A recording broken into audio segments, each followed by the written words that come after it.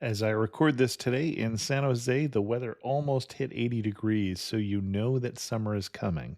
And are you ready? Do you have your summer wardrobe ready, or is it just whatever you wore last year? Update your summer wardrobe with Quince. You can get 100% European linen shorts, shirts, and dresses from $30, luxe swimwear, Italian leather, platform sandals, and much more. The best part? Everything with Quince is priced 50 to 80% less than what you'd find at similar brands. By working directly with top artisans and cutting out the middlemen, Quince gives you luxury without the markup. And Quince only works with factories that use safe, ethical, and responsible manufacturing practices and premium fabrics and finishes. I'll be breaking out that short sleeve linen shirt that I have pretty soon. And what will you get? Treat your closet to a little summer glow up with Quince. Go to quince.com/traveler for free shipping on your order and 365-day returns. That's QUINCE.com/traveler to get free shipping and 365-day returns. Quince.com/traveler. And thanks to Quince for sponsoring this episode of Amateur Traveler. If you enjoy the Amateur Traveler podcast, you'll love No Fixed Address, a travel podcast that's your backstage pass to the world's hidden gems. For the past 3 years, hosts Michael and Vanessa have been living out of suitcases, trading a fixed address for street food stands. And for season 2, they're diving deep into food, not just what's on the plate, but the people, the places, and the stories behind it. Listen in on a midnight kitchen session with one of Colombia's most beloved chefs. Taste what top chefs call California Gold, ultra premium uni, hand harvested by the state's only female diver, and step back in time for a matcha ceremony with a tea master in Japan. Plus, hear from experts like Travel Channel and PBS host Samantha Brown on which destinations have shaped them and how to get the most out of every journey abroad. No Fixed Address is available wherever you listen to podcasts. And thanks to No Fixed Address for sponsoring this episode of Amateur Traveler. This is not your usual episode of Amateur Traveler, but a bonus episode I'm calling the More Travel series. And this particular episode is about the Great Walks of New Zealand. This is Chris Christensen from Amateur Traveler. Let's talk about the Great Walks. I'd like to welcome back to the show Jonty Crane, who has come to talk to us about the Great Walks of New Zealand. Jonty, welcome to the show. Thank you for having me back. So this is going to be a little different episode than the last couple we've had Jonty on, because this is going to be a special episode, not about one destination, but more thematic. You tell me that there are specific walks in New Zealand that are lumped together as the Great Walks. Correct. New Zealand is obviously famous for hiking, and probably 20 or 30 years ago, the government thought, it's a good idea if we can take some of the best multi-day hikes in the country and we brand them and we call them Great Walks. Technically, there are 11 Great Walks, but one of those is a great paddle. It's a 3 to 5 day kayak down the Wanganui River. So I'm going to focus on the ones where you walk. So there's 10 of those. So there are 10 Great Walks. And normally they're between 3 and 5 days each. In New Zealand, we call hiking tramping, which I think comes from Germanic origins. And it reflects quite well, I think, that in Europe, you go hiking and it's all very civilized and you might have a cafe on top of the hill and various things. In New Zealand, generally, you carry everything you need for 3 to 5 days. There are huts, certainly your food and bedding and things like that. And the weather can be a bit more variable. So I think tramping is a more appropriate word necessarily for hiking in New Zealand. Okay. And is there a particular order we're going to tackle these? Yeah, so I'll do it alphabetically. That's one way of doing it. So there's 10 of them. I guess just a quick overview of what you're going to hear about. So if you've seen the tourism photos of New Zealand, New Zealand generally promotes the nature and the outdoors and the landscapes. Although we have talked about Auckland recently as an episode, people don't tend to come to New Zealand for the cities. They tend to come for the nature, which is understandable. And the Great Walks really give you a taster of all the variety of landscapes that you can find in the country. So there's snow-capped mountains, there's volcanic landscapes, there's alpine lakes, there's coastal scenery. You get to see the unusual native birds, big areas of where you won't see any signs of human habitation, which is quite different than hiking in, say, Europe, where often you can see a shepherd's hut or something in the landscape. Golden sand beaches, historic sites, lush bush. Most of the forest is beech trees. We call that kind of bush here, and then waterfalls as well. So there's quite a variety of things you'll see and do on these hikes. And yeah, so I think I'll just talk to you alphabetically through the 10. And then at the end, I will give you all the useful information about what's the best time of year to do them, what you need to take, what you need to think about in terms of food, where you're going to stay. Stay tuned for the end part for the logistics, but I'll give you a bit of an overview of each of the hikes and give you a few tips for them as well. All right. So do we start with A or? We start with A. We start with Abel Tasman, who was a Dutch explorer who first discovered, obviously the Maori were here already, but he was the first European to see New Zealand. So the Abel Tasman Coast Track is the name. It's a 55-kilometre, 3 to 5 day hike, and it takes place in Abel Tasman National Park, and that is the smallest but the most popular national park in New Zealand. And this is actually the most popular Great Walk. A, because it's beautiful coastal scenery and beaches and swimming and very gorgeous. And I think B, because there are a lot of accommodation options. There are huts, but there are also lots of campsites along the way. So there are lots of different options of ways to do this hike.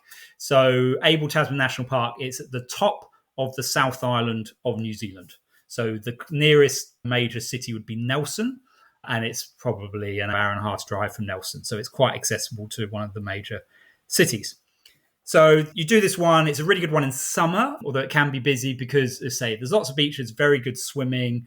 You can do some kayaking if you want for things. You can do the 3 to 5 day Great Walk, but there are also lots of opportunities for day walks. And there are water taxis that basically go between all the beaches. So you can just do a 1 day or 2 day or 3 day or the full 5 days, depending on how much time and energy you have. So it's a relatively easy Great Walk. Although it was slightly harder than I was expecting. I was thinking, it's just a walk on the beach. Beaches can be quite hard to walk on, depending on the sand conditions. And then often, if it's low tide, you can walk along the beaches. There are some areas where at high tide, you have to take the high tide track, which goes around the back. And then you tend to get a beach and then a headland and a beach and a headland. So it's quite undulating. But each of those climbs is maybe 100 to 300 meters max. So not climbing a mountain, but there is a bit of up and down. So that's a great one for like families, first-time hikers, people who just want to relax. You could hike out to a beautiful campsite and then go swimming in the sea. And yeah, it's a very nice, safe, easy one to start with. Okay. And I'm picturing that this is a mild climate, not as warm as it can get in the north part of the North Island and not as cold as it can get in the south part of the South Island. Correct. Nelson typically is one of the sunniest places in the country. Okay. And the temperatures, middle of summer, you might be getting up to high 20s, 30 at a push. The UV is quite strong in New Zealand, so you have to take protection against the sun. It can be hot, but there's a reasonable amount of shade. And I'd often recommend, because it is very popular with locals as well as international visitors. So particularly around, say, Christmas, New Year, very busy. But if you go a bit later in the season, I often like March as a good time to visit New Zealand. Then it'd be a bit quieter, not quite as hot, and it's a good time to visit. Okay. And for my Fahrenheit friends, that's 70s and 80s. Okay. Yeah, thank you. Abel Tasman. And then the next one alphabetically is the Heafy Track. This is quite different, but it's actually in the same part of New Zealand. So it's at the top of the South Island. And there's one of the largest national parks in New Zealand called Tauranga National Park, and Abel Tasman is on the eastern side. It's a separate national park. It's just to the east of that national park. And the Heafy Track is on the west side of the South Island. So this is the longest Great Walk. This is 78 kilometres, and it typically takes between 4 and 6 days to walk. It's a very varied track. You've got one section which is along the coast, which is not really a swimming coast, but it's very dramatic, big waves, quite windswept coastal section. And then you're going up through Bush and Tussock, and then there's some semi-alpine sections as well. And it's the best way is to see this part of New Zealand is the only way really is to walk it. Although it's a 78-kilometre track, the distance driving by road from the start to the end of the track is 463 kilometres. They did talk for many years about building a road through there. It's a road to nowhere. It's basically a road between two places in the middle of nowhere. So it's not surprising they didn't build the road, but you're definitely getting away from civilization quite well on this hike. You can get transport options out of Nelson. There's a shuttle bus that takes 6 hours, I think, to get to one end, and it's probably 2 or 3 hours to the other end, and then you hike across. And so one of the things you can see on this hike is, if you're lucky, you can see wild takahe. So takahe is a native New Zealand bird, which, like many native New Zealand birds, is quite defenseless against predators like stoats and weasels and rats and things that were introduced. And they actually believed that it was extinct. So in 1898, that was the last sighting of takahe for 50 years. And in 1948, they found about 100 surviving takahe in a very remote part of Fiordland. And since then, they've relocated them around different parts of New Zealand and done a breeding program. And they're a bit more back on their feet. They're the size of maybe a large chicken. They're flightless. They've got beautiful blue feathers and a red beak, and they're quite distinctive. And they eat grass. And yeah, you got the opportunity to see those in the wild, particularly around the Golden Downs section. Now, one thing to note about the Heaphy track and a number of the tracks, particularly those in the South Island on the west coast, which is half of them, is sandflies. There are sandflies. So these are like mosquitoes.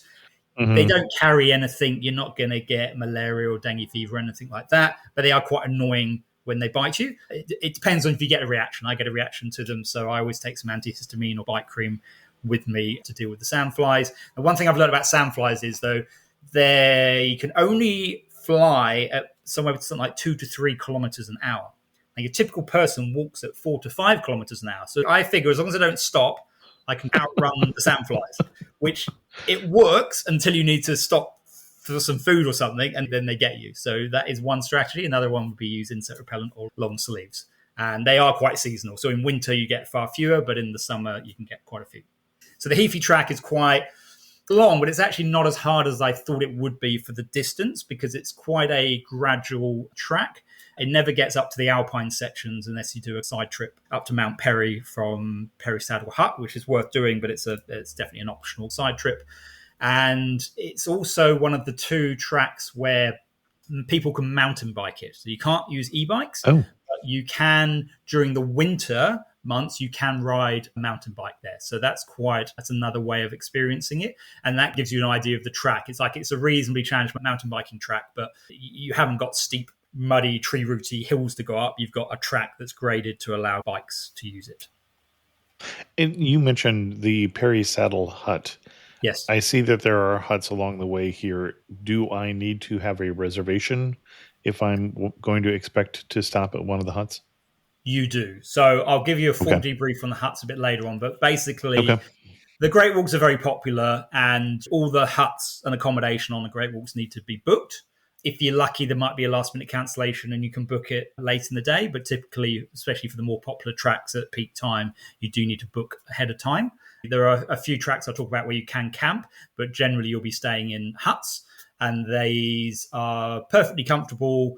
They give you good shelter. They've got toilets. You've got a kitchen area. And generally, most of the Great Walks in season will provide camping gas and stoves. And they'll provide mattresses. But you do need to bring your own sleeping bag, all your food, clothing. So, yeah, they're excellent, but they're not the alpine lodges that you might get in the Alps where you can get a 3-course dinner. Right. It's worth managing your expectations. But they're often in beautiful settings, and there's something about this hut atmosphere and camaraderie with other hikers that's part of the experience. Okay. So the third one is the Humpridge track. This is the newest Great Walk, although it was actually opened in 2001, but it only became a Great Walk in 2024. So the reason for this was it's right at the bottom of the South Island. It's near a place called Tuatapere, which is about 3 hours drive from Queenstown. Tuatapere is officially the sausage capital of New Zealand. And there is a large sausage greeting you as you enter into the town. I know Australia has towns with like giant fruit, and actually there's a few places in New Zealand that are famous for, I think Okuni's got a giant carrot, and there's some places with a big sheepdog, and so there's a few of them around. So it's famous for its sausages. So forestry was the main business in the community, and that went into quite steep decline in the 1980s. The government, they thought, let's get rid of all rules and regulations, and it was the most deregulated country in the world in the 1980s, and that had a big impact on industry. So the forestry industry died and the local community was thinking, okay, what can we do to keep this town alive? And so they came up with the idea we could build a hiking track. And they actually, after years of negotiation with DOC, which is the Department of Conservation, which manages the Great Walks and actually manages a third of the land in New Zealand, is conservation land. Unfortunately, they have a budget of something like 2% of the government budget, and they've got a third of the land to manage, so their resources are stretched. But they managed to negotiate with DOC to allow a track to be built through a national park, so the southern end of the Fiordland National Park. And they built this amazing track. It's 62 kilometers long, takes 3 days to hike. You have to do it in 3 days, and you have to do it in a certain direction, which is anti-clockwise. And because it's basically originally built as a private track, the facilities are a bit different. So this is the one track, one Great Walk, where they have lodges rather than huts. And so those lodges have got sofas, you can pay for showers, you can buy dehydrated meals, but they also have sausages that you can buy with dehydrated mashed potatoes and peas. So you can do a nice sausage and mash meal when you're on top of the mountain. So that's good. You can buy alcohol there. You can get private rooms. You can get your bag carried by helicopter. I think you can even get members of your group carried by helicopter if they want to come on the experience but not do any of the hiking. So there's definitely more options around the Hump Bridge, but you obviously pay a bit more because it's a private track. And it's an interesting one because it was open in 2001. I've done it twice now. Really enjoy it. It's one of my favourite Great Walks. But because it wasn't operated by DOC, the DOC visitor centres, if you go into Queenstown and say, I want to go and do some hiking in New Zealand, they would never mention it as a hike to do. And so it was always a bit below the radar. But now it's officially a Great Walk, and in the Great Walk system, it's getting more attention. Now, I'd say is the hardest of the Great Walks. This is probably not the one to start with, mainly because you've got 3 days, which are 20-kilometre days, which take sort of 7 to 9 hours a day. So they're quite long days. And day one, you've got to climb up 800 meters. So that's quite a decent hike, especially when you're carrying all your gear. But that takes you up to this beautiful lodge with amazing views. And you're basically at the bottom of the South Island, and you look south. And if it's a clear day, you can see Rakura Stewart Island, which is the third island in New Zealand. And there is actually a Great Walk on that island I'll talk about in a few minutes. And I think if you only did one hike in New Zealand, and if you're a pretty fit and competent hiker, this would give you a really good overview of what hiking in New Zealand can involve. Because you start off along an epic coastal beach. Again, it's not a swimming beach, but it's a really spectacular beach. You head up through bush up into the alpine area, and there's these alpine tarns, which are small ponds, lakes up with some interesting rock formations. And then you come down to Port Craig for your second night, and that is one of the old forestry bases. So if you like seeing rusting boilers and wharfs that are decaying going into the sea and like old little narrow gauge railway lines and all that kind of stuff, historic, and there's lots of useful information panels, that gives you a really good understanding of the history. And then the last day, when you walk back to where you started, because it's a loop hike, you walk over some of the largest wooden viaducts remaining in the world. These are 30, 40, 50 meter high wooden viaducts, and you can walk across them. So that's a pretty cool experience. So yeah, I really like the Hump Bridge. I would say, yeah, it's definitely one of the harder ones to do, but it is they're all great walks. I've got my favorites, but these are all worth doing. So the next one is the Kepler track. And this was actually opened in 1988 to take pressure off the Routeburn and the Milford, because the Routeburn and the Milford are probably the two of the best known Great Walks, and they were just super, super busy. So they built the Kepler, and now that's super, super busy as well. This is a 60-kilometre loop, which takes 3 to 4 days, and it goes from Te Anau. Te Anau is about 3 hours west of Queenstown. Milford, the Routeburn, and the Kepler all start in or near Te Anau, so it's a bit of a hiking hub in New Zealand. It's quite low-key compared to Queenstown or Wanaka. Queenstown and Wanaka have got mountains, so they've got ski seasons, and so they're busy all year round. Like especially Queenstown now, it's very busy, very popular place to visit, which is understandable. It's got beautiful scenery, and there's quite a lot going on in Queenstown. Because Te Anau only really has a summer season for the hiking, it's very low-key. It's very chilled out. You can tell by Queenstown's got gourmet restaurants, and Te Anau's got like pie shops and Italian restaurants. It's a different kind of vibe, but it's quite a relaxing place to spend a few days. So the Kepler track, most people walk it where you do the steep bit on day one, And then the day 2, you go along the ridgeline, and the views from there are absolutely spectacular. You're looking out across Lake Tiano, looking across the mountains. It's really amazing walk along the top. If the weather's good, when I did it the first time, I couldn't see a thing. I just walked in cloud for the whole day. I got a great photo halfway along this ridgeline. I'd say New Zealand probably has the highest number of public toilets per capita in the world, I reckon.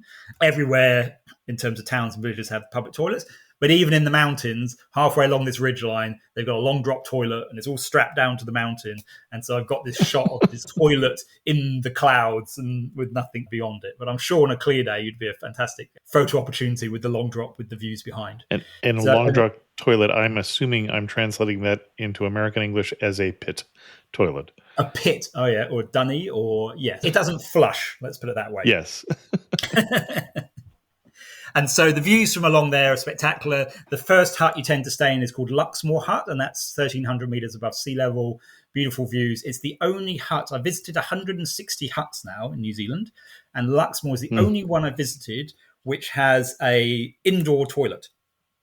And having been up there in a storm, I can understand why. But generally, the long drops are 50 meters away from the hut for sanitation. So there's a nice hut there. Then you come down to Irisburn, which is quite a relaxed place. And then most people tend to do it in 3 days and walk out. But there is another hut on the lake, which very few people stay at, which is beautiful, but there's a lot of sandflies around the lake. So the Kepler is also quite a good one to start with, quite family friendly. By Luxmore Hut, there's some caves about 5 minutes walk away. So if you take a torch, you can go exploring the caves. And it gives you a good taste of the alpine in quite a safe environment. And I think that's one of the attractions of the Great Walks, is that the tracks are very well maintained. The huts, particularly in season, all have wardens. They will tend to have toilet paper in the toilets. They'll have some of the gas cooking. And because the wardens are there, they're keeping a very good eye out on the weather and the conditions, and they can give you advice and support. And so the weather can be quite variable in New Zealand. So if I'm doing backcountry hiking, it can be quite challenging. On a Great Walk, generally, the navigation is straightforward. The track is well built. It's about as safe as you can be in the mountains. And so that's appealing for people with families or first-time hikers. A lot of people, myself included, the first multi-day hike they did was a Great Walk. And then you do a few more, and then you go, oh, now I've got a few skills and experience, and now I can do some other backcountry hikes. Okay. Summer is just around the corner, and the folks at Mint Mobile have a hot take. Getting a summer bod is out, and getting your savings bod is in. This spring and summer, we want skimpy wireless bills and fat wallets. And with premium wireless plans for just $15 a month, you can have both without breaking a sweat or the bank. Mint Mobile uses exactly the same towers on the nation's largest 5G network that I was using before switching to Mint Mobile. All plans come with high-speed data and unlimited talk and text. Say bye-bye to your overpriced wireless plans, jaw-dropping monthly bills, and unexpected overages. Mint Mobile is here to rescue you. This year, skip breaking a sweat and breaking the bank. Get your summer savings and shop premium wireless plans at mintmobile.com/traveler. That's mintmobile.com/traveler. Upfront payment of $45 for 3-month 5-gigabyte plan required, equivalent to $15 a month. New customer offer for first 3 months only. Then full price plan options available. Taxes and fees extra. See Mint Mobile for details. And thanks to Mint Mobile for sponsoring this episode of Amateur Traveler. Hi, I'm Kristen Bell. Carvana makes car buying easy. Isn't that right, hun? Dax? Dax? Sorry, did you know about this 7-day money-back guarantee? A week to evaluate seat comfiness, you say? A week of terrain tests? Yeah, I can test the brake pad resistance at variable speeds. Make sure all the kids' stuff fits nicely. Make sure our stuff fits nicely. Oh, Right. Still need to buy the car. Getting ahead of ourselves here. Buy your car with Carvana today. Next one is Lake Waikari Moana. So Lake Waikari Moana is in the middle of the North Island. It's probably one of the hardest Great Walks to get to. It's in the middle of nowhere, which is part of the attraction. And this is, as the name suggests, it's a beautiful lake. It's a 3 to 4 day walk around the lake, 46 kilometers. And the lake is part of the Ururera. It was, I think, at one point a national park. Now, what they've done in New Zealand in recent years is quite interesting, is areas which are, there's a long history of Maori, the local population's involvement and ownership around those lands. They've actually turned these pieces of land. So like to Urua, which is the forest here, there's the Wanganui River, which that other Great Walk I mentioned, the Great Paddle goes down, and there's Mount Taranaki. They've all become legal persons. So the government has said this piece of land is its own legal entity and it has the same rights and privileges as a person legally. And the local iwi, so Maori communities, they have guardianship over the land so that they can maintain it and look after it, but they don't own it. The land owns itself, and the local iwi are there to support it. Again, it's relatively recent, and I think they're still trying to get their head around how this is going to work in practice in some areas, but it's quite different to your almost colonial, we're going to come here and it's going to be a national park, it's going to have this Western perspective on nature on it. And instead, it's actually, let's have an indigenous ownership and view on this land. So that's quite an interesting thing, which you don't have in many countries. So now, this is the first of the ones you've mentioned that's actually on the North Island. Correct. There's only 2 on the North Island, and then there's 1 on Rakura Stewart Island, and then there's 7 on the South Island. So there has been talk about building more in the North Island, because most of the population lives in the North Island. Right. But there's also more land challenges because the South Island tends to have more dock land and conservation land. And yeah, the scenery. So if you want the snow-capped mountains, generally you're looking at the South Island. North Island is different, but North Island, you've got volcanic landscapes, you've got volcanoes, you've still got a variety of landscapes. But yeah, you're right. The Great Wall system there are more on the South Island. Okay. So Lake Waikato, that's also quite a good, it's probably the easiest, I'd argue, of the Great Walks because it's mostly flat going around a lake. But there is one section where you go up a hill and you get quite a good views from the top there. It's probably one of the least hiked Great Walks because it is a bit trickier to get to and it's not the classic New Zealand scenery you'd think of the South Island, but it's still a lovely walk. Now, the best known Great Walk, and probably one of the best known walks in New Zealand, is the Milford Track. Right. Now, this was discovered, the first Europeans took this route back in 1880, and it was one of the first major tourist attractions in New Zealand. Tourism's been strong in New Zealand for 150 years now. The Victorians would come from the UK and they'd get the boat over to New Zealand, and they would go and visit Rotorua and all the geothermal volcanic activities around there. And then they would come down to the South Island and they would do the Milford Track. So the Milford Track, like the Hunt Bridge, it has to be done in a certain period of time. All the other Great Walks, you could do it in a day, you could do it in 5 days, you can do it whenever you want. But the Milford and the Hunt Bridge, you have to do in the time they say. It's a 4-day hike. And the reason is it's the most popular Great Walk and it has a capacity of 40 people per day. And it basically books up. So every day for the whole of the season, there's 40 people per day going through. So they need to make sure that everybody goes from one hut to the next hut. Because if they start skipping huts, then it messes up the booking system and the capacity and the occupation of the huts. When you say 40 people per day, if it's a 4-day hike, so the huts have a capacity of around 10 people? Oh, sorry. So it's each hut can sleep 40 people. Got it. Okay. So it's that's what I was wondering. So it's 40 times 4 at a given time who are on this particular track. Correct. So at any point in time, there's up to 160 independent walkers on the whole of the Milford Track, which is 54 kilometres long. You're fairly spread out, but you could do the first hut is only 2 or 3 hours after starting. And you're like, oh, I could keep walking. But no, you have to stick to the routine. And it's quite nice in some ways because you definitely make a lot of friends doing these walks. They're generally very social activities. It's about 1/3 international visitors and 2/3 Kiwis, locals who do the Great Walks. The Milford and the Rootburn probably skew more international, and Lake Waikato and Abel Tasman probably skew more local.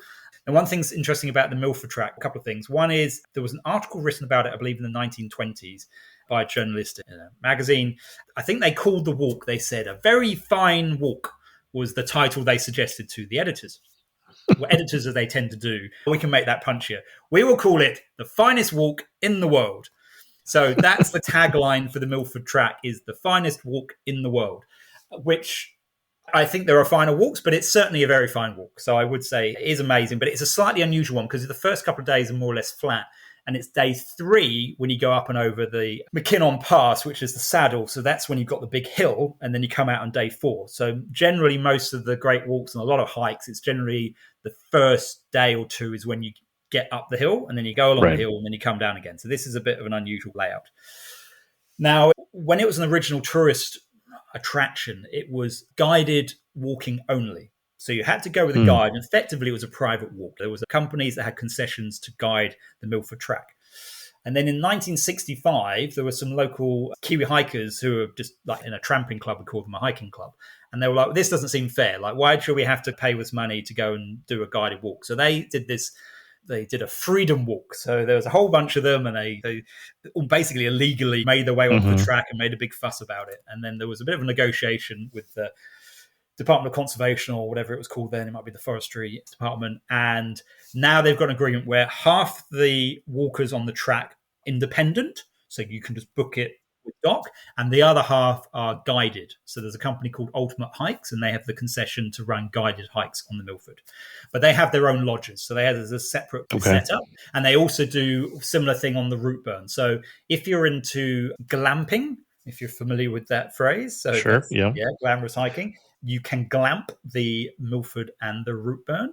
You're going to pay probably close to 3,000 New Zealand dollars, which is probably 2,000 US, for a 5-day multi-share option. Or if you want to have your own queen bed to yourself, you're probably paying close to 6,000 New Zealand, which I think is about 4,000 US on the current, probably 3,500 US. It's hard to say. The US dollar has lost 10% of its value here over the last month. So who knows what it will be when this comes out. Correct. And the New Zealand dollar has been quite weak as well. So it is a good time if you're American. I know the dollar's down a bit, but New Zealand dollar has been quite weak for a while now. So I've had some American friends visit New Zealand recently, and they were saying how affordable everything is. And you're like, it doesn't feel so affordable when you live here, but I'm sure it's a different rate too. And so the ultimate hikes, those private ones, they have a guide. They have lodges, as I said, they have like double beds. So you do need to take a change of clothing, but I believe they provide food and they provide the bedding. And so your pack can be a lot lighter for walking. And you have a guide who can point out all the flora and fauna as you do the walk. And so when we were doing the math there and the 160 people, that's 160 independent hikers. Correct. So there'll be a maximum, plus I guess, the people 320 on the whole hike. Okay. But you don't tend to see, particularly as everybody's going in the same direction. Right. It depends what time you leave the hut after breakfast, and then assuming people walk at a similar speed, you don't tend to see people when you're out on the track particularly, and then you just see each other when you get to the huts at the end of the day. Now, one thing to note about the Milfords, this ends close to Milford Sounds, which again is one of the most popular and well-known places in New Zealand, which is a beautiful fjord. Even though it's called a sound, it's actually a fjord. And so this hike, you have to get a boat across, I think Lakes. I saw that. Yeah, you get a boat to the start and you get a boat from the end. Where you finish is a place called Sandfly Point, which lives up to its name. So there are a lot of sandflies down this neck of the woods. And is Fiordland, and particularly around where the Milford is, it is the 3rd wettest place in the world. Huh. So you just have to understand that you're very unlikely to have 4 days of blue sky weather down there. It does happen, but it's pretty rare. But that's actually part of the attraction. I've done Milford Sound boat cruise. I've done the Milford Track, and I've done the cruise to Milford Sound, I think 3, maybe 4 times. And I've done it in blue sky weather, but I've also done it in misty, wet weather. And it's actually more enjoyable in some ways in the misty, wet weather because it's very atmospheric. You've got these very steep-sided valleys. And along this track as a small side trip, you can go to Sutherland Falls, which is the largest waterfall in New Zealand. And I know when I did the Milford, there was the most rain in one day that they'd had that entire year. There was like 40 centimeters of rain in 24 hours, and the hills were alive with waterfalls. Yeah, where waterfalls normally are, they were really big waterfalls. And then there was always waterfalls which are not normally waterfalls. It's just the track. And so this entire valley was just a sea of waterfalls, and it was quite spectacular. So you have to expect dramatic weather and go prepared for it. But yeah, it is a very good hike. And again, for those who think in English units, we're talking about 15 inches of rain in a 24-hour period. That's a lot of rain. So they closed the track. And so basically everybody who's in the hut, you stay where you are. They did let us go out to have a quick look around at some things and go up to the pass. But generally they were like, you're going to spend 2 nights in these huts. Because the next point, I think it was Dumpling River, it's normally quite crossable, maybe half a metre of water. They've got a measuring pole, which is 6 meters high, and the measuring pole was underwater. So they were like, okay, let's just wait today. And what happens in New Zealand in general is when it rains, the rivers come up very quickly. And when the rain stops, the rivers come down very quickly. So you do need to be aware that the weather conditions can be quite variable. Yeah, 6 meters, you're not walking across that. No. And I wouldn't suggest swimming it. So this guy turned up. He was trying to trail run it, I think, and he didn't have a sleeping bag or anything. He just had a little backpack on, and I think he was behind where we were. He turned up to the hut, and the water came up so quickly. He was literally up to his waist on the track, and he was having to semi-swim to get through spots. And that's only probably 1 meter of water at that point. Correct. Yeah. So again, that was a once in a year event, but these things can happen. Like they have in the middle of summer, I've spoken to people they've been snowed in. There's been a snowstorm in February. You're like, what kind of my, okay. It's just the nature of the elements. So the Milford Track is fantastic. But the newest Great Walk, or the newest constructed Great Walk, I guess, is the Paparoa Track. So this opened in 2020, and it's on the west coast of the South Island. So the closest major town will be Greymouth. There's a very scenic train that goes from Christchurch to Greymouth called the Transalpine, which is a beautiful way of seeing the scenery there, and you cross through the Southern Alps.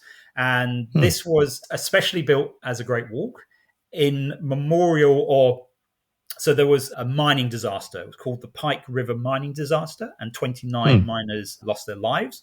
And this was one of the things the government looked to do to try and help the local community, particularly in terms of employment and support to the area. So they built this custom-built track. It's the only Great Walk that's purpose-built hiking and mountain biking.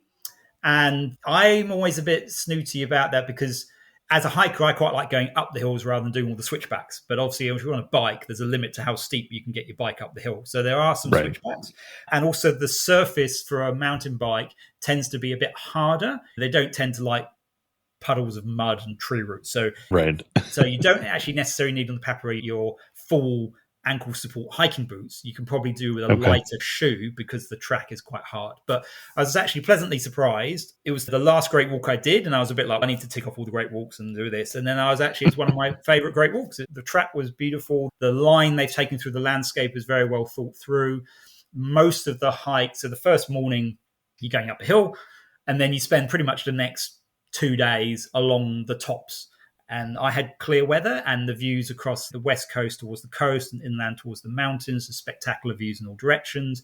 The huts you stay at, you can actually see the next hut you're going to go to that day in the distance along the ridgeline. So you get a really nice idea of where you are. And it's a little bit easier on the knees because the gradient is, I think the maximum gradient is 6.5% for the mountain bike. If you've got any knee issues, this is quite a good one. Whereas the Kepler, for example, it's steep on day one, and then day two's got a very steep descent. And so I know a lot of people have achy knees at the end of that, but this one's quite nicely graded. You've got the scenery from the tops, and then you finish off by going along a river gorge, which is like Jurassic Park. It's got all these massive tree ferns, and it's just this really atmospheric. If a pterodactyl flew down the gorge, it wouldn't look out of place. It's that kind of scenery. Yeah, the Paparoa Track is one of my favorites now, and it's not so well known, so it is probably easier to book than some of the others.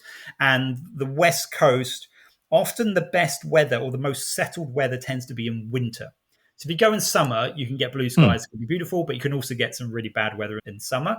But the winter, you can get nice periods of it's quite stable. And so I did it in, I think, September at the end of winter time, and that was early spring, and that was a really nice time to do that hike. Okay. Now we're heading to Rakiura Stewart Island, which is New Zealand's third island, which is just below the bottom. You can get there by plane from Invercargill, or there is a ferry from Bluff. Note that the piece of water between the two islands is known to be quite rough.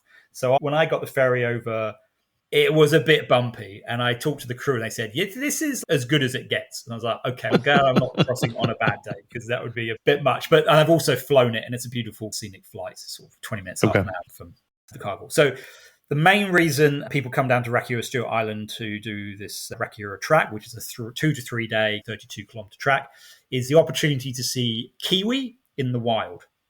Because the birds this time, birds, not correct. the native. Yes, you can see kiwis in the wild throughout New Zealand, but the birds you can see them. All the zoos have them, and like Zealandia and Wellington is a really good place to see kiwi. But if you actually want to see them in the wild, then this is known as a good place to go. To be honest, you're more likely to hear them, but people do see them. Like it is a known thing to see them. And it's also just quite an interesting part of New Zealand. There's basically just one settlement on the whole island, which is called Oban. And that's, I think off the top of my head, it's got a population of maybe 800 people. And it's got a lot of history. It's a small community. There's some nice little walks around there. And there's a really good sort of half-day trip out to, it's only a 20-minute boat ride, out to Ulva Island. And that is completely untouched, pristine, native bush. So it was never felled by the loggers, and it's full of native bird life, and it's a really fantastic place to go to. And Oban's an interesting place to stay. There's a famous pub on the waterfront down there. And as usual, the more remote places you go to, the locals tend to get quite interesting. So it's worth spending an extra couple of days if you're going to make the distance down to Rakiura. It's basically 2 days along the coast, which is quite attractive. And then there's one section inland, which tends to be quite... Rakiura Stewart Island is famous for its mud, and so it can get very muddy. I was seeing in some of the pictures here, it looked a little more challenging. Like you may not want to cherish those shoes afterwards. Correct. You could easily lose a boot, or certainly you get the suction effect as you descend in. There is actually a longer 5 or 6 day hike called the Northwest Circuit, and that is, I've seen people in mud up to their waist. Like it my gosh. Very muddy, but it's not one of my favorites. Stewart Island I love, but the Rakiura track, it hasn't got the alpine. It's just basically the bush and around the coast, but it is a nice experience, and it's good to go down to Rakiura Stewart Island. It's not something that a lot of tourists would go to. And the way you said it, you said one can see kiwis. You didn't say you had seen kiwis. I've seen a kiwi there, but I saw it on the Northwest Circuit, which is quite a lot harder and more remote. But certainly, I know people who have definitely heard and have seen kiwis there. But I think your chances probably increase the more you go into the bush and away from population. Okay. The best place, to be honest, I think to see kiwis is to go to Zealandia in Wellington, because they run these night tours. Kiwis are nocturnal birds, and you've got pretty much a 90% chance of seeing kiwi. So if you really want to see one in the sort of semi-wild, because Zealandia is a big reserve, that's a great place to do. Okay. Now, next one, the Routeburn track. This is up there with the Milford as probably one of the best known tracks. It is my favourite Great Walk, and I'm probably a little bit biased because it was the first Great Walk and the first multi-day hike that I ever did, and I had great weather. And so I just have these amazing memories of doing this hike, and I just had this big smile on my face pretty much the entire time. I don't know if you may or may not ask me at the end, this only in New Zealand. What would you? And this to me was quintessential. If you think about going hiking in New Zealand, you start off through beautiful bush, you head up by a waterfall, you come around the corner, and there's this beautiful blue alpine lake, the snow-capped mountains in the distance. It's just absolutely spectacular scenery. It's 32 kilometers, and I argue it's probably got the most amazing scenery packed within that. The number of sites per kilometer walked is very high on the Routeburn track. It takes 2 to 4 days to do. I would definitely recommend that you allow time to do the side trips. So on most people's day 2, I guess, Conacle Hill, it's a couple of hours side trip, and you get up the hill and there's fantastic views of the Southern Alps from there. And then towards the end of the route, if you do it, or depending on the direction you do it, there's Key Summit, which again is definitely worth the side walk for an hour or two for more amazing views. It's in a similar area to the Milford track. So it's down in Fiordland, which is southwest South Island, but it's the other side of the mountains. So it gets half the rainfall of the Milford track because so you do tend to get better weather on the Routeburn than on the Milford. And I say, it's just a stunning walk and I love it. This episode is brought to you by Heyday. Feeling stressed? Take a moment for yourself with Heyday. Stroll through rows of golden wheat, tend to cute barnyard animals, and discover the joys of a digital farm retreat. You don't have to hop in a car or catch a plane. Escape to the farm at the tap of a finger. With Heyday, you're not just tending to a farm, you're tending to yourself. Heyday. Search Heyday, that's Hay space DAY, in your favorite app store. Heyday is a free-to-play mobile game and offers optional in-app purchases and random rewards.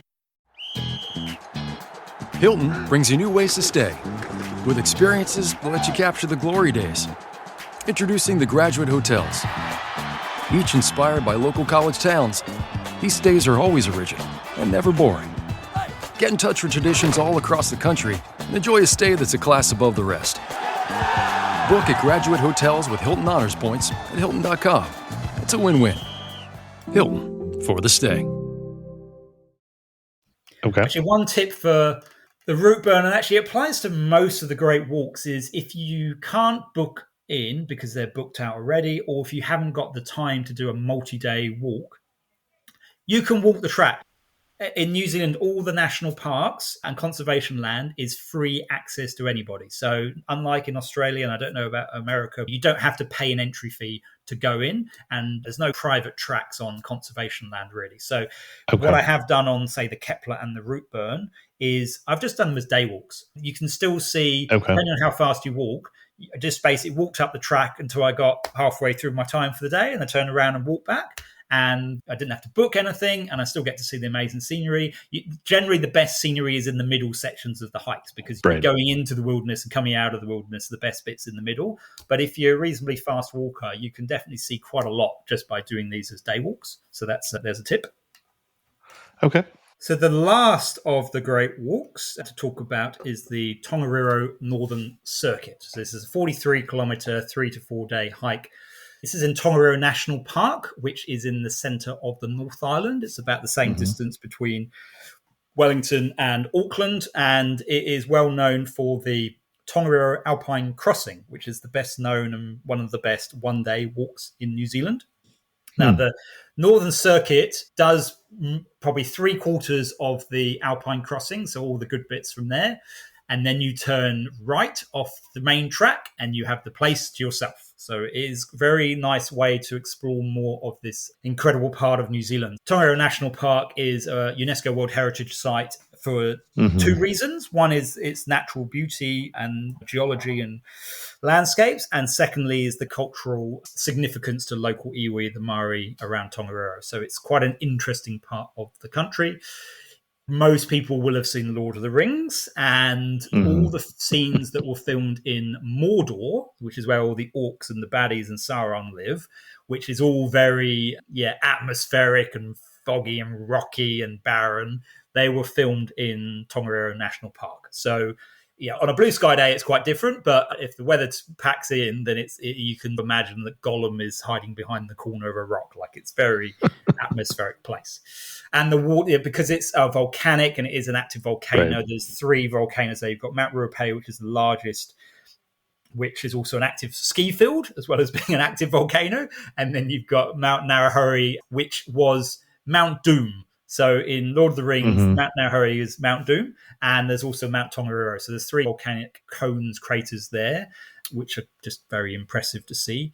And because it's volcanic, you don't want to drink any of the water from the streams because the water's yellow from the sulfur. It's quite an interesting place to visit. The only place I've seen similar landscapes to this were in Iceland and Bolivia. There are a few places in the world that you can do these kind of things, but there's not that many.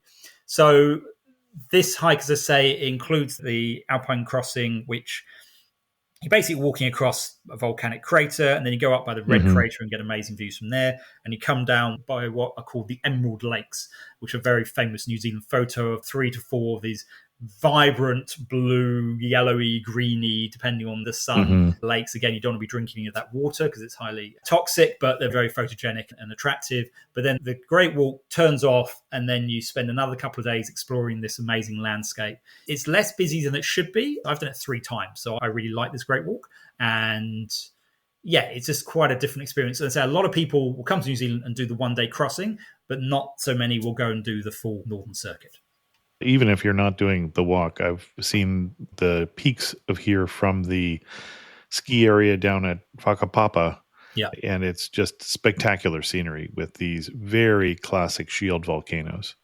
This is the kind of model you built in your fourth grade science class of what a volcano is supposed to look like. Exactly. Yeah, fantastic place to visit and quite accessible because a lot of people's itineraries, if you come to New Zealand, if you're doing anything in North Island, you probably will go around the area. It's not that far from Rotorua or to visit. Yeah, that's an idea for your bucket list when you visit New Zealand next. Excellent. So that's all the walking ones. You mentioned there is one other one that is a kayaking one. Have you done that one? I haven't actually. It's the only one I haven't done. You have to do it either in a pair or a group. They won't let you have a kayak by yourself for safety reasons. And it's the Whanganui. And also I've got bad wrists, so I'm not very good in a kayak with a paddle. But I know people who have done it and they've really enjoyed the experience. Say it's 3 to 5 days. Most people do the 3-day option. And you basically get a bit of a waterproof barrel that sits in the middle of your kayak or kayak. And you put all your belongings in there and then you kayak down the river. There's a number of rapids. There's one called 50-50, which is about your chances of getting through it without capsizing. So, yeah, you do need to be aware that you might get wet at some point. But it's similar. You kayak down the river and then you pull over to the bank and there are huts you can stay at. And there's even actually a marae, which is a Maori community house where people can stay there as well. So it is quite interesting. And I said the Whanganui River has got legal status as a person now. So there is a lot of interesting history and symbolism and culture associated with that. So yeah, it's on my bucket list, but I haven't done it yet. Excellent. And then you talked about logistics. Yes, hiking it's a bit like warfare, isn't it? It's 90% logistics in terms of, because once you're out in the bush, there's no shops. If you've forgotten something, you've got to make do. In terms of places to stay, so I say all the Great Walks have got huts, and there's a few, like the Abel Tasman and the Tongariro Northern Circuit also have campsites, and those tend to be easier to book into. I would say that the Tongariro, the weather can be quite extreme, so just bear that in mind when you're thinking about camping. There's not a lot of trees. It can be quite exposed. Abel Tasman, you're going to be camping next to a beautiful golden sand beach, so they're quite different experiences. Okay. So the huts, I think I talked most things earlier, but they're quite hard surfaces, so don't expect any curtains. So if you're doing these hikes in December, January, the sun is not going to set until after 10 o'clock and it's going to rise around 5 o'clock. So taking an eye mask in summer is a good idea. And I often take just like a little travel cushion or pillow to sit on just to make it a bit more comfortable. But they're the only places you can stay. And it's all part of the experience is staying in these huts. And New Zealand's blessed to have this. There's around 800 to 900 huts managed by the Department of Conservation. And I think if you include private huts, there's close to 2,000 around the country. So it's very much part of New Zealand hiking culture is our huts. In terms of food, so other than the hump bridge, you'll need to carry everything that you want to eat. You also need to carry out all your rubbish with you, including apple cores or anything else. So just bear that in mind.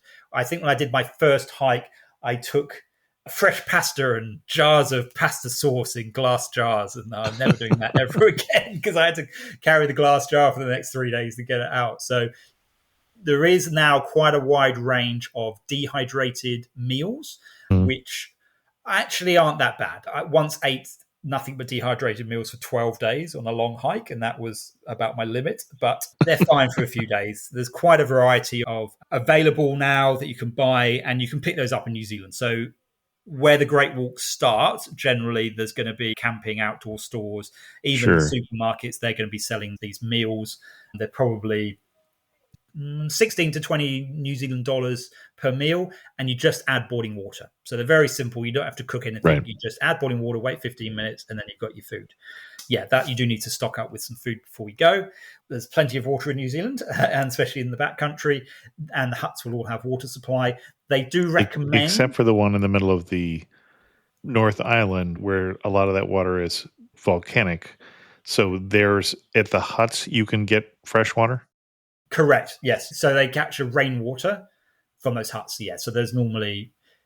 I did a tramp, a different one, St. James Walkway, a few weeks ago, and the hut was actually empty of water, but there was a creek close by which you could drink from, so that was fine. They generally have a sign up in all the huts saying, we recommend that you boil your water before use, because boiling use takes quite a bit of time and gas to heat it up. I would either take probably a water filter, they're quite a big thing now, or tablets.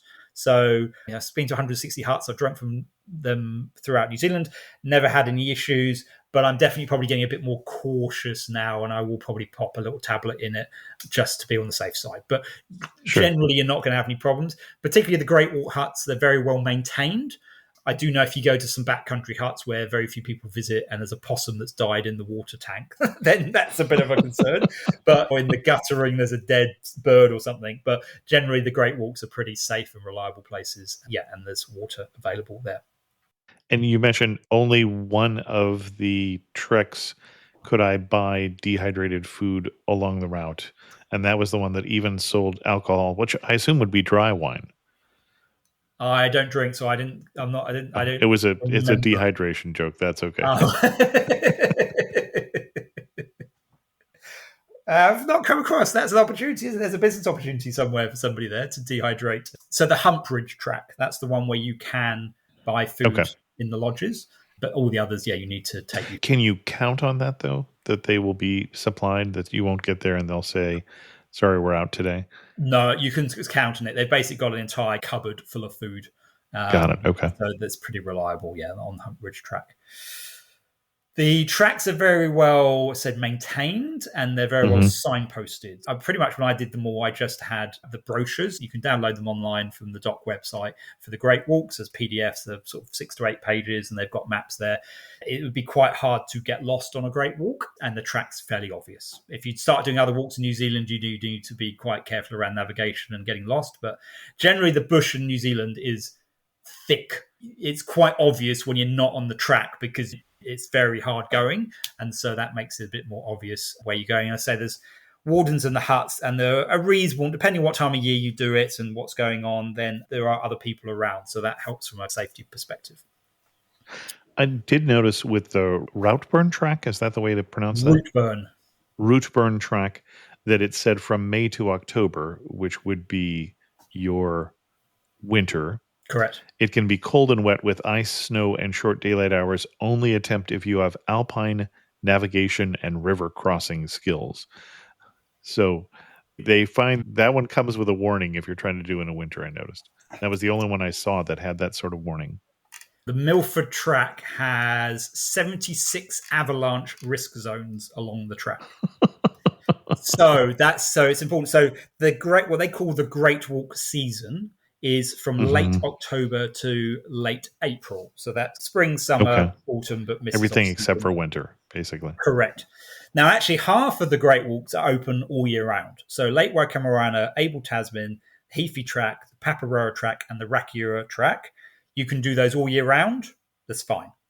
The issue is the other ones, and actually, the Humpridge, I'm not sure about. That's probably a bit borderline. But certainly the Kepler, the Milford, and the Routeburn, you want to avoid in winter. And the issue has happened that particularly internationals have come to New Zealand and gone, oh, it's a great walk. It's going to be safe. It's fine. Oh, how bad can it be? On the Milford, for example, they removed the bridges during the winter because they get so much rain and rockfall and storms that if they leave the bridges in, the bridges get damaged. So they actually helicopter out the bridges. Now, if the situation is the bridge is going to get damaged, that's not going to be a good, easy river to cross. And there has been multiple instances of people sadly dying. I think there was a German backpacker who tried to do the Routeburn in June, and she got swept away trying to cross a river. And the family said, we'll give you money we'll pay for a bridge. We don't want this to happen to anybody else. And the Department of Conservation was saying, we don't want to put a bridge there. We don't want to encourage people to do this track during winter. There are a lot of avalanche zones. There was, I believe, a couple from, I think they were Czech, and they had some skills and experience, but the husband, I think he slipped. It was snowbound. It was ice. He slipped and died. And then this poor woman, traumatized, she basically had to break into the warden's hut and try and find some food. And she was stranded there for about 3 weeks because the whole track was just completely snowbound. And no, they hadn't told anybody they were going in, and she hadn't taken a rescue beacon, what they call a personal locator beacon. So it is something to be conscious of. In the summer and the Great Walk season, there are wardens. The track is maintained. It is well looked after. The safety is paramount for visitors. Increasingly, people are starting to go in May, which is just after the season finishes, because it's a little bit cheaper and less busy. but they've already started taking out some of the facilities like the gas cookers from the huts, and the weather is starting to get a bit more variable. So And I'm assuming I can't get a reservation for a time period I'm closed during when winter. they don't think So it's when safe for you've me got to to be think, there. be So if sensible I've got a about what you're reservation, going to they do think at it's okay. various times in New Zealand. So the season is late October to April. Now, as I mentioned, they are quite popular tracks. About 120,000 people walk a Great Walk each year. And they have basically May is when Right. the bookings open. So they stagger it over 4 dates in May, and they have different Great Walks. The bookings open on different dates. Because when they had them all open on the same day, the system crashed. They then split it into 2 days. The system crashed. So now they do it over 4 days. So, for example, the Milford track is the only track that opens on that one day, just so the system can handle it. Okay. And I believe the Milford track can sell out in a matter of minutes. It's like trying to get tickets to see Beyonce or Taylor Swift or something. You're on the Ticketmaster site or the equivalent for Doc, and you're trying to get tickets. So that is, if you're trying to do the Milford or the Routeburn or the Kepler over Christmas, New Year, Easter, Anzac Day, public holidays in New Zealand, those are going to book out very fast. I'm assuming it's easier for me to book something that is the more expensive guided trek. Correct. So the ultimate hike, so that's on the Milford and the Routeburn, they're still going to get busy over Christmas, New Year pretty quickly. Sure. But they're more likely to have spaces. So 2 things you need to do is, one is plan ahead. So if you can, if you think you're going to New Zealand next year or whenever, then think May is your time to try and book up these Great Walks. But also people cancel. And particularly if you're a small number of people, if you're an individual or a couple, it's worth checking. I read something or heard a podcast the other day of a lady who did the Milford track the day before. She just checked and there was a cancellation, and she was one person and she got a booking and she went and did the Milford track. So it is definitely possible. People do cancel and change their plans. That is worth looking at. And also having alternatives. So, for example, if you can't get onto the Routeburn, or the Kepler is very close by. If you can't get onto you probably can get onto the Able Tasman, but the Heath is very close by. Like there are other walks around that people can do. And I think in the Dock Visitor Centres, they can recommend, for example, just south of the Routeburn is a track called Greenstone Caples, which is relatively easy, relatively safe. It's quite a pleasant walk. It's not as spectacular, but it's still a very nice walk. And that is not as busy. And so you can book up to go and do those hikes as well. Now, in terms of pricing, you're looking at somewhere between $32 a night for a hut through to $82, I think is the maximum for locals, or $130 for internationals. The Hump Bridge is more expensive than that because it's a different setup, but that's the range of what you're going to be paying. And it does vary by track and also whether it's on peak, during peak season or off peak. Sure. So it's not, and the campsites are a bit cheaper. So yeah, I think like the Milford for an international visitor would be $130 a night. And then you're doing that, you've got 3 nights accommodation. So you've got $390 for the huts. And then you've got to pay for the boat trips at the beginning and the end, which is probably another couple of $100. So it's not free. It's not crazy price for what you get in terms of the scenery and the landscapes and the experience, but you just need to factor that into your budgeting. Excellent. If we're going to do this, what else do we need to know?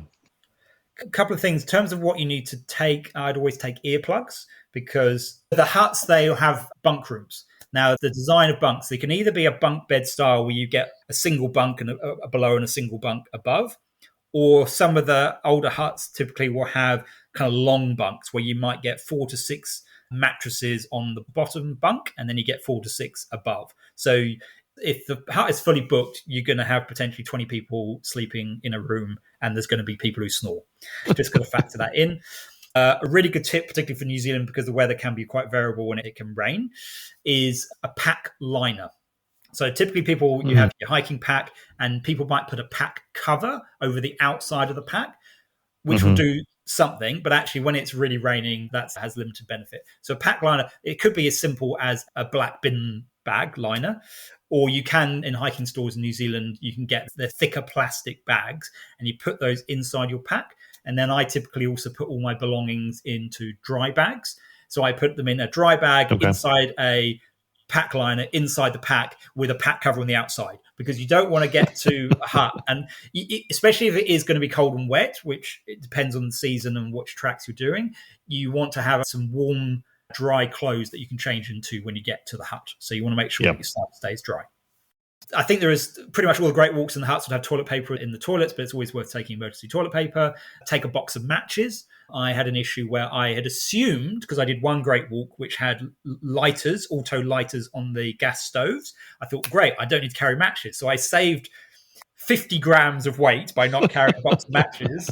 And then on the other hike I did, which they had the stoves, but there was no auto lighters. And I got to the hut an hour before anybody else, and I had a very long wait for my lunch because I had to wait for somebody to turn up with a box of matches. So that's my lesson learned the hard way. Box of matches, insect repellent and bite cream are useful. And yeah, be basically prepared for the worst, hope for the best, just because the weather's quite variable. In terms of transport, most of the great walks are actually relatively close to reasonable population centres. So there's the 3 great walks which are close to Yanao, which is relatively close to Queenstown. There's 2 which are close to Nelson. And so there's a lot of services that have been set up, particularly transport services. So they can either be shuttle buses that will drop you off at the start and pick you up at the end, or on a number of them, they do car relocation. So for example, on the Paparoa, I drove my car out to the car park. I put the key in a lockbox, which I attached to the window of the car or something, and then they would relocate the car to the other end of the track. So when I finished, I just hiked out, and then my car was there, and I picked up the key from a drop box and drove away. So they are actually relatively accessible from a transport perspective. To get around New Zealand by public transport is quite difficult, but most of the great walks you can, once you get yourself to Queenstown or Nelson, there are providers who can do the kind of last part to the start of the hikes. And I think that's pretty much everything I want to share about the great walks. Excellent. Now, this is a special episode, but you prepared answers to my standard questions. So we'll do those. You're standing in the prettiest spot on one of the great walks. Where are you standing and what are you looking at? I would say I'm on the Routeburn, and I've just walked past Routeburn Falls, and I'm heading over Harris Saddle, and there's Lake Harris, which is a beautiful blue alpine lake on my right, and then I can see, if it's the right time of year, I've got snow-capped mountains of the Southern Alps in the distance. Excellent. And one thing that makes you laugh and say only on the great walks?